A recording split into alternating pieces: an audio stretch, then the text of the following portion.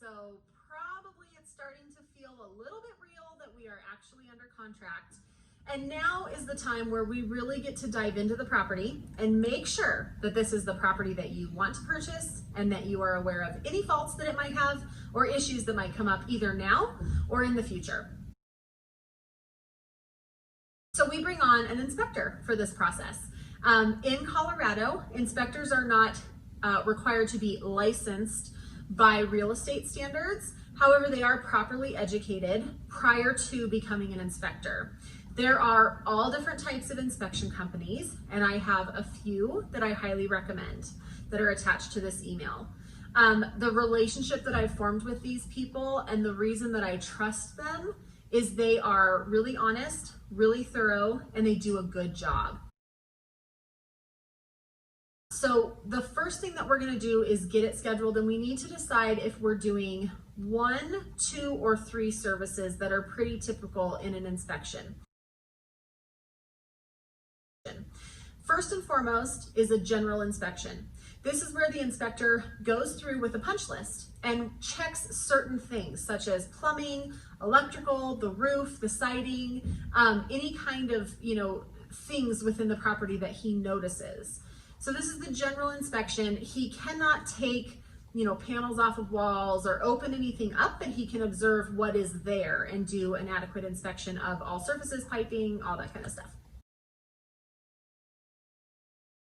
In addition to the general inspection, you have 2 optional services that are pretty typical, one being radon gas. So we do have radon gas that's a naturally occurring substance here in Colorado in our soils.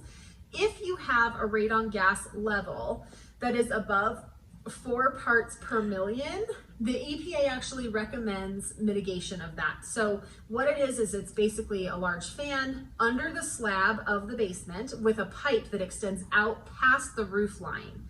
And what it does is it circulates the air under the soil and gets it out, ventilates it outside. So in order to do the radon test, it's typically around $120 or so. They run the test for 48 hours and take an average of those levels. So we want to make sure, and this is with the home sealed up.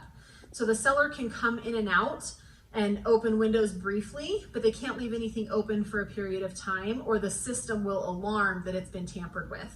So we just want to get an adequate reading of that air within the property over that 48-hour period, and is radon a concern? If it is, really simple fix. And normally we can ask a seller to take care of that because it is considered a health and safety concern. I have several radon mitigation companies I would recommend as well, so we'll cross that bridge if we need to. In addition to that, we will check the sewer scope. It's really exciting. I always tell my kids it's like a little colonoscopy of the house, and it's really a gross video to watch. You will get one soon. But anyway, so we want to make sure that the sewer line from the sewer clean out in the street all the way to the port of entry to the house is in perfect condition. It is clean, it is free of debris, free of tree roots, it doesn't have any dips or bellies in the line, and there's no cracks in the line or breaks.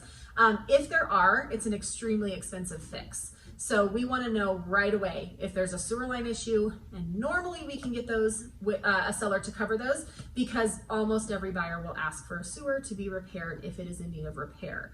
So those are the 3 optional things. If you can let me know what of those 3 services you're interested in, that would be great.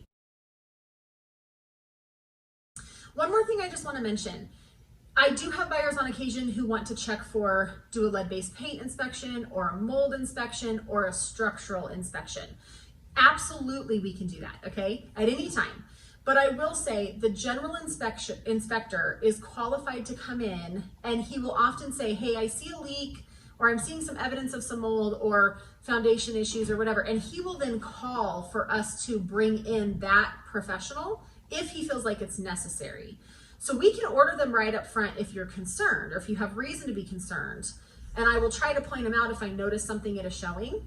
But if I don't point it out and you're comfortable just letting the general inspector do his due diligence, if we need to bring in those extra professionals, we absolutely can. They will cost a little more. So I hate for my buyers to do it ahead of the general inspector going in and just saying, I don't have any cause for concern, but it's totally up to you, okay?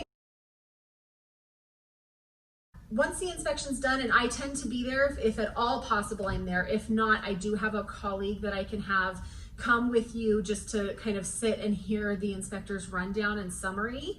But once we have the inspection report, which is typically that night, sometimes the next morning, we will review it together and we'll go through the report. It tends to be like 50 pages long, give or take.